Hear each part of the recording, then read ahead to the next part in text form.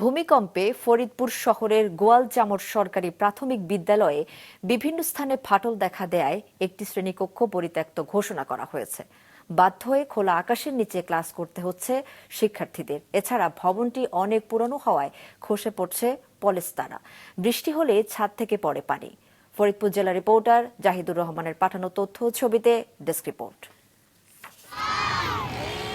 খোলা আকাশের নিচে চলছে শিশুদের পাঠদান। ভূমিকম্পে ফরিদপুরের গোয়ালচামট সরকারি প্রাথমিক বিদ্যালয় ভবনের বিভিন্ন স্থানে দেখা দেয় ফাটল। পরিত্যক্ত ঘোষণা করা হয় বেশি ক্ষতিগ্রস্ত একটি শ্রেণীকক্ষ। এরপর থেকে এভাবেই চলছে ওই শ্রেণীকক্ষের শিশু শিক্ষার্থীদের পড়াশোনা। 2 তলা বিশিষ্ট বিদ্যালয়টিতে শিশু থেকে পঞ্চম শ্রেণী পর্যন্ত 6টি শ্রেণীর জন্য পাঠদানের কক্ষ রয়েছে মাত্র 5টি। এতে একটি কক্ষে চলত 2টি শ্রেণীর পাঠদান। কিন্তু সম্প্রতি ভূমিকম্পে ফাটল ধরার পর কক্ষ পরিত্যক্ত ঘোষণা করায় সংকট আরো বাড়ে।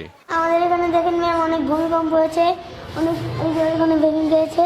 আমাদের স্কুলে অনেক জায়গায় ফাটল আছে, তাই আমাদের ভয় লাগে। আমাদের ক্লাসরুম অনেক ফাটা, যে কোনো সময় এটা ভেঙে পড়তে পারে। আমাদের অনেক ভয় লাগে। স্কুলে অনেক সময় ভেঙে রং পড়ে যায় বা রংগুলো খসে খসে পড়ে যায়। শিক্ষকরা জানান, স্কুল ভবনটি বেশ পুরনো। ক্লাস নেওয়ার সময় খসে পড়ে পলেস্তরা, বেরিয়ে পড়েছে রড। বৃষ্টি হলে ছাদ চুয়ে পানি পড়ে।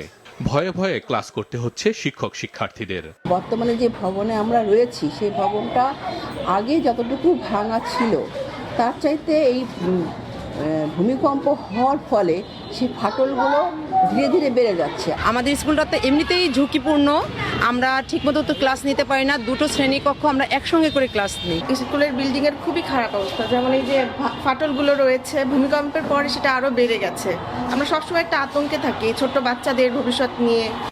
জরাজীর্ণ স্কুল ভবন নিয়ে দুশ্চিন্তায় থাকতে হয় অভিভাবকদেরও। অনেক জায়গায় ফাটল ধরেছে ভবনের এবং ছাদ পুরোটাই ফাটা।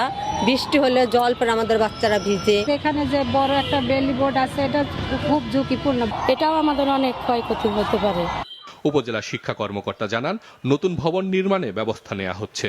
শ্রেণীকক্ষে ফাটল বা কোনো সমস্যা হয়ে থাকে সেগুলো দেখে আমি জরুরি পদক্ষেপ গ্রহণ করে ঊর্ধ্বতন কর্তৃপক্ষকে জানাবো এবং এই ধরনের কোনো সমস্যা যদি হয়ে থাকে আমি ঊর্ধ্বতন কর্তৃপক্ষকে জানিয়ে জরুরি সংস্কার বা মেরামতের প্রয়োজনীয় ব্যবস্থা গ্রহণের জন্য ঊর্ধ্বতন কর্তৃপক্ষকে জানাবো।